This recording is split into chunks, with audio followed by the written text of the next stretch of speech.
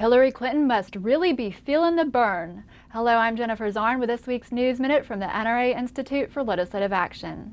In her quest to be more anti-gun than her opponent Bernie Sanders, Clinton has made yet another false statement about guns.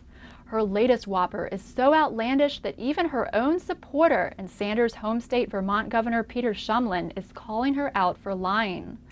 Clinton falsely told a group of Democrats, quote, "It's going to be coming out in the very near future that many of the catastrophes that have taken human lives in the state of New York have been the product of guns coming over the border from Vermont." Hillary implies that Bernie Sanders' home state of Vermont, a state with less restrictive gun laws than New York, is providing the bulk of guns used in New York crimes and is to blame for New York's crime woes. This lie is so outlandish that Shumlin called her out for it. It is campaign season. Therefore, sometimes things are said that by all the candidates that sometimes aren't entirely accurate. I would just say this. I think you'd have a hard time convincing Vermonters that New York's crime problems are coming from Vermont. The Democratic presidential primary race, where candidates vie to burnish their anti-gun bona fides, continues to be a race to the bottom. In Oklahoma, NRA is seeking to ensure that voters will have the opportunity in November to strengthen the state's constitutional amendment protecting the right to keep and bear arms. The current amendment, which dates back to statehood in 1907, has been weakened over the years by misinterpretations from the state's courts. House Joint Resolution 1009 makes a critical improvement to the current right to keep and bear arms amendment in Oklahoma's constitution. This measure provides the strongest possible protection for gun rights.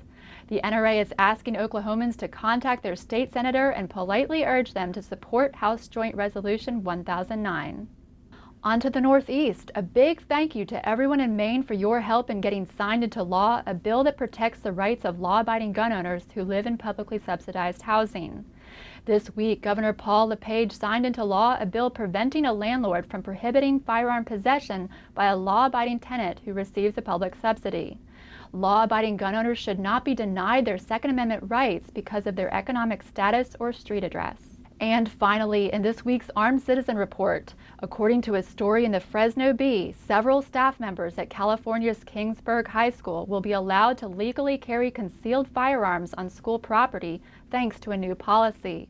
The school board voted unanimously to allow up to 5 staff members to carry guns on campus and even inside classrooms. The district is one of only 2 in the state that have enacted such a policy. The other district, Folsom-Cordova Unified, does not allow firearms in the classrooms, but rather they are stored in a vault inside the school. The Fresno Bee reports the district currently has no police officers of their own, no fence around the school, and students are even allowed to leave campus during their lunch breaks. Superintendent Randy Morris says, quote, "I am a proponent of the Second Amendment, and I'm also the biggest proponent of protecting the kids." I'm Jennifer Zarn, and I'll see you again next time with a News Minute from the NRA Institute for Legislative Action.